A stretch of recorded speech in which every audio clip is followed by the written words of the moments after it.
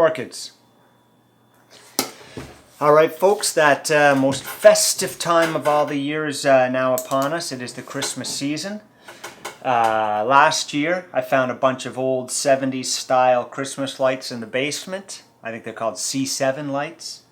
I put them up in the tree. I found about 5 strings, and I was able to, with bulbs that I found around the house, was able to put up about 5 strings in the tree in front.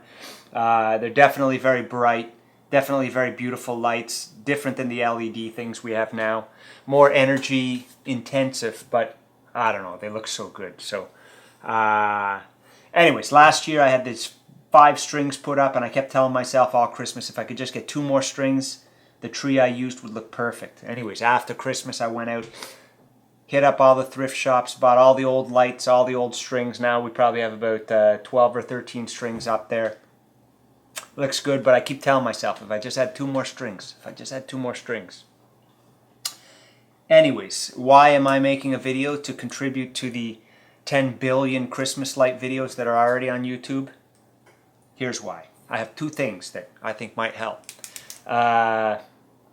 So if you want to put up Christmas lights, any kind of lights, not just the old style lights, but any kind of lights, here's what you're going to need. You are going to need a ladder. You are going to need a stick of some sort, some kind of stick. You are going to need lights, strings of lights. You are going to need bulbs. You are going to need cable ties, some sort of clip that like this that you can cinch things together with, make them good and snug and tight, and that won't come apart, because we don't want to climb back up in the tree in minus 40-degree Canadian winters. All right, so you're going to set up the ladder. This is really important. It's really helpful. It helps spread the lights out a lot. But you get the ladder up, you get your stick. Your stick has to have some kind of nail on it, some kind of nail, some kind of way that it can hold at the very far end, the opposite end of your hand, that it can hold a string of lights. And then you can just take this and push it up and push it over and snag it on branches and whatever's at the top of the tree. It's a lot easier than climbing in the tree.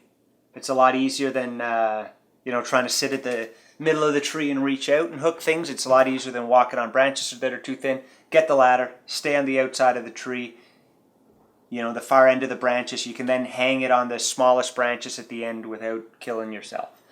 Second thing that's really important is you take these twist ties, you take these clips, and you clip the plugs together, because I'm using different kind of outlets, or different kind of strings, different brands, so some have locking mechanisms. Most won't work with other locking mechanisms. So I put these on, and I always do 2 times, and then what you have is a situation where it's not going to be minus 30 and wind blowing and snow everywhere, and you're going to have to climb that, and you have to climb the tree because somehow they've come unplugged or they're loose and they're not connecting properly. So those are my 2 big contributions. Lock those ends together. Use a stick to really reach up high and get the high points of the tree. Use a cherry picker, I guess, would be the perfect thing.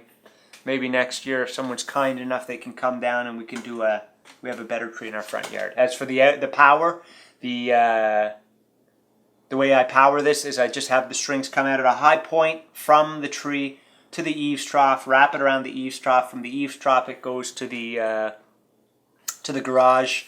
Last year, we would either turn it on and off by going outside to the garage or by using the circuit breaker in the basement.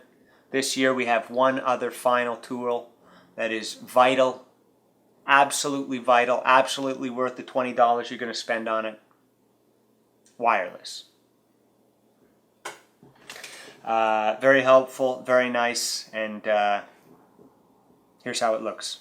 Enjoy. Merry Christmas, everybody. Mwah! Talk to you later.